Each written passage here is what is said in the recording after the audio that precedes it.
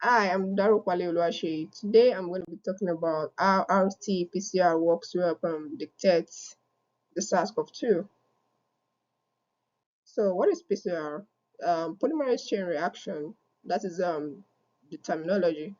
So it's a method that is used to detect DNA in samples. It's used to detect and amplify DNA. So it does this by making multiple copies of specific DNA samples. Meanwhile, the genome of coronaviruses, this group of viruses, they consist of RNA rather than DNA. There's some viruses that consist of RNA rather than DNA. So to be able to detect this kind of virus in the test, we use the RT-PCR, which is the reverse transcriptase PCR. And to be able to do this, we use the enzyme reverse transcriptase, which helps to copy the RNA. It converts the RNA into the complementary DNA. So after this, okay, here I would like to talk about SARS-CoV-2, the terminology itself. What does it mean? It means severe acute respiratory syndrome, coronavirus 2. So this is an etiological factor for the viral respiratory disease in human. And a virus that belongs to this group is the one that caused the pandemic in the year 2020, and it passed from animals to human when mutated in a mutated form. So briefly, this are the method for RT-PCR. So if I want to do a test for a patient, the first thing I would like to do is to collect my sample, maybe through the nasopharyngeal swab or oropharyngeal swab or through the saliva. So after that, then the next thing I would like to do is to extract RNA from the specimen. So after extracting the RNA, that's when then I'll proceed to the next stage to use the reverse transcriptase enzyme to help copy the RNA into the complementary DNA. After which, the Taq polymerase enzyme will help to amplify the complementary DNA. So these are the stages of the RT-PCR. So the first stage here is the denaturation. So the temperature used here is between 94 to 98 degrees Celsius, which initiates the denaturation of the RNA while leaving the complementary DNA intact. So after denaturation, we proceed into annealing. So this stage, the temperature used there is about 50 to 60 degrees Celsius for about 20 to maybe 30 seconds. So in this process, the primer binds to the complementary DNA.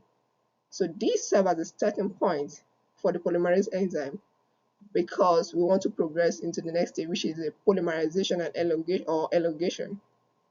So the temperature at this stage will be like 72 to 75 degrees Celsius and for about 15 to 30 seconds. So this polymerase enzyme is the one that helps to propagate, to elongate the primer, and it does this by addition of nucleotide to the DNA template.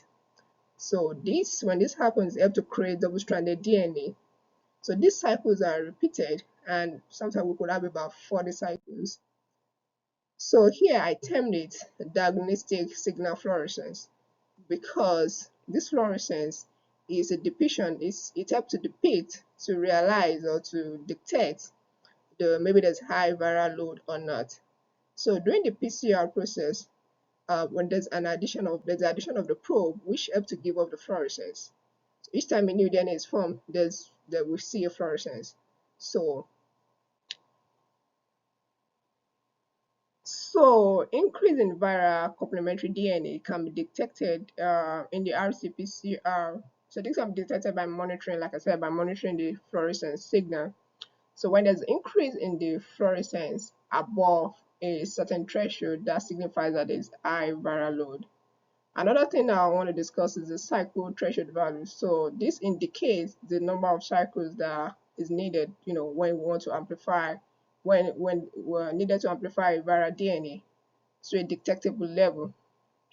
So the lower the CT value, the more the RNA in the sample. So this shows that these two values they are inversely proportional to each other because the lower the CT value, the higher the nucleic acid proportion. So that means they are inversely proportional to each other. So They said a CT value of less than 40 is considered a positive test for this SARS-CoV-2.